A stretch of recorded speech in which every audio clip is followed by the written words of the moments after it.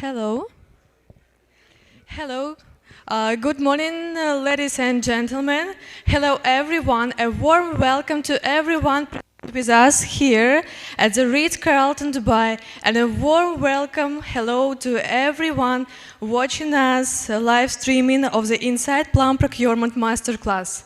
We have very exciting 2 days learning packed in with a masterclass from our CEO Mayank Chandla, and also keynotes and panel sessions from customers and partners around the world. So let's jump it right away. Our first presentation in a keynote on the future of procurement for our founder and CEO of Insight Plum, Mayank Chandla.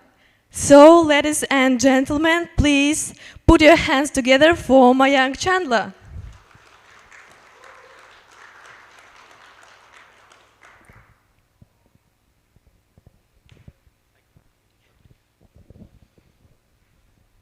Hi, good morning, everyone. How's everyone? Hi, a big hello to everyone watching us online on the live streaming as well. This is Insight Plum's first public appearance, and it's an honor to have you all here for the masterclass. This is just 2 days of a lot of just sharing perspective and having a wide audience, so taking everyone along in a journey from, basics in procurement to all the way how to be a procurement champion. So yeah, let's get started. I'm going to actually start with a story. I want to tell you a story.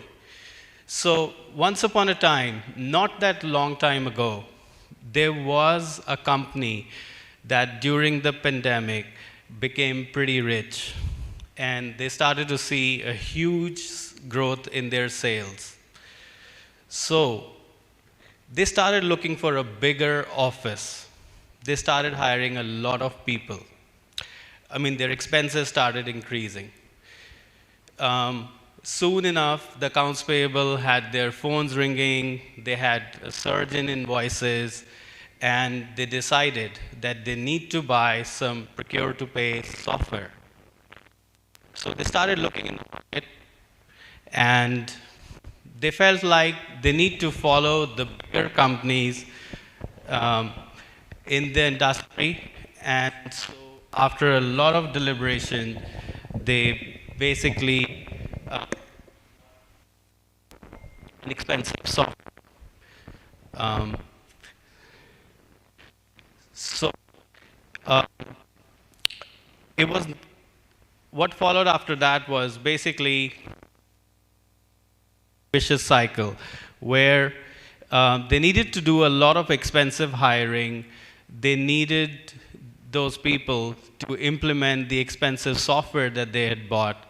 And as expenses mounted, they cut down on the quality of the hires. They started hiring less experienced people and maybe from less experienced firms. And then this was a downward spiral for them. So as the pressure mounted for delivery and the pressure mounted on the budget, they basically went live with a very basic system with very basic processes implemented. Eventually, the in-house procurement talent that they had hired, they basically started to do a lot of practical work.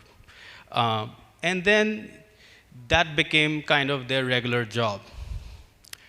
So the reason I shared this story with you is really to kind of express the view that, this is very common in our industry, that this is a typical cycle. And this is not story of one company.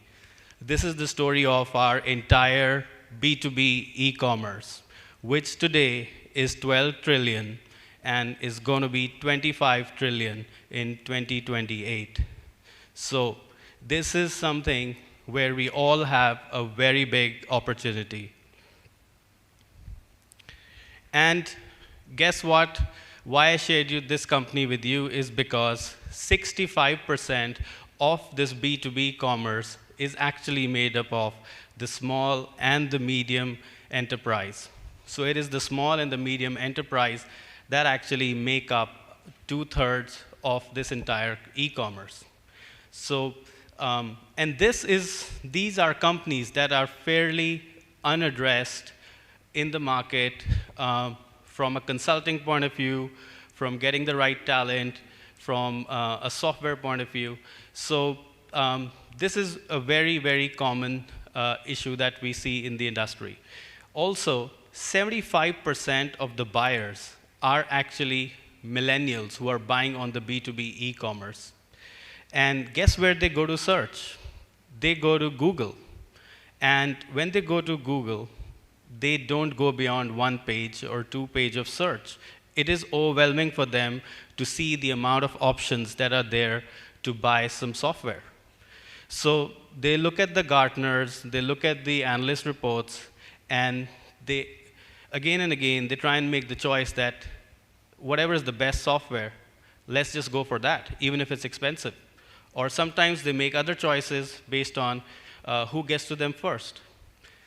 Then if you look at these conventional B2B platforms, they're also getting obsolete. And they are also, as I said, expensive. There is a lot of need for the innovation that is out there to be actually accessible. But that is not easily accessible at the moment. There is also a need for newer technologies to be integrated on this B2B e-commerce that is so vast. But again, this is all the opportunity that we are talking about. So why was Insight Plum actually born? Insight Plum was born exactly for these reasons, that to address all the gaps that are there in the industry. And for me, this is not a sales pitch about Insight Plum. This is really sharing the perspective that I really would like you to gather from this workshop, that how are we trying to, as a company, address the issues in the procurement industry, the gaps in the procurement industry. So the way we look at things, innovate using emerging technology. This is something that the organizations are seeking today. They're all seeking accelerated digital transformation. And they're seeking partners beyond the known partners that everybody knows in the world. So they want to look at what innovation is available out there and can I access it? If you look at it from the other side, the product companies who are actually creating these products are creating innovation on emerging tech. They're busy creating the products. They don't have the network of sales, of distribution across the globe. So they are also not visible to the world. And especially in this part of the world here in Dubai, they're not always visible because a lot of those companies are in the US, are in the North, in Europe in general. So this is kind of the reality that we see. The other thing is, of course, procurement is headed towards getting the talent more aligned to the business needs. And these business needs are really dynamic. So procurement's looking for improved agility. Procurement is looking for skilled talent. And this skilled talent, one has to think about who is creating net new talent in the market. Who is creating net new talent in our industry? So we'll have more to talk about that topic because that's kind of the highlight for us. Also, the other important thing, as you must be hearing in your own day-to-day jobs, is the focus on sustainability. All corporates are trying to establish goals on sustainability and are trying to establish how they measure sustainability, how they measure their performance, and see how they're meeting these goals. The other thing that's not very obvious at the moment for everyone, but it is about also redesigning the supply chain with sustainable source of supply. So that's another area where organizations will, if not today, in the coming years, have a great focus. Now, if we talk about supply chain risk, we all know what happened when COVID hit us. We all know what happened when, the container in the Suez Canal got stuck for a few days. So these are kind of things that happen. So how are companies ready for supply chain risk? So this has been an increased focus thanks to the pandemic. So this is kind of where, again, the industry is headed. Now, we look at this in a very holistic way that you need to look at the three pillars in procurement: technology, services, and talent.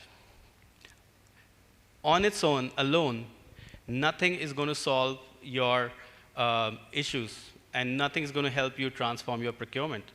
So that's why I kind of shared that little story with you at the beginning, because if you just try to think that if you implement a piece of software and that would help you to improve your process, or that would help you to become a better organization, you're wrong. It needs to be done in a more holistic way. It needs to first be done with an assessment of what really are your needs, what really is your org like, what really is your data structures like.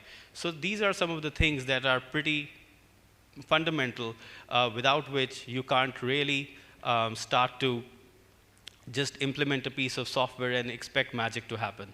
And as the software gets more advanced, it's in fact going to be counterproductive, because it's not going to be ready for the state that your organization is. So there's a lot that goes on behind it. So try to look at this in a very holistic way. So what we are doing as a company, new in the industry, trying to address these gaps, is basically look in a very holistic way across consulting, across assessing the skills, the talent, and then kind of helping set the right journey path for the companies to transform. And once again, the companies that need this most are actually the companies that are growing and are actually a bit immature at the moment in their procurement capability, but with time actually will get mature. So these are the SME companies that we're talking about, which actually make up the 2/3 of the whole e-commerce. So again, very, very important. So keeping this in mind, also to share that this is the new age of procurement. So we have started to partner with the emerging tech players, and you will hear their perspective firsthand. So as we go through the class over the 2 days, we're not just going to go through the basics of procurement and the process and through what's the technology today or how you transform, but we're actually going to also give our partners a chance to share their perspective firsthand. So you will hear from them directly about how their software, which is an emerging tech software, is in the top 100 in the world, is actually making a difference, and is something that we should be aware of. So our job as Insight Plum is also to really grow the awareness of the emerging tech and make it available across the globe. So these are companies you will hear a lot more about in the coming days. Now, I will actually pass over to my colleague, and then we will be talking through the day and continuing the session. So I hand it over back to Anna for the next announcement.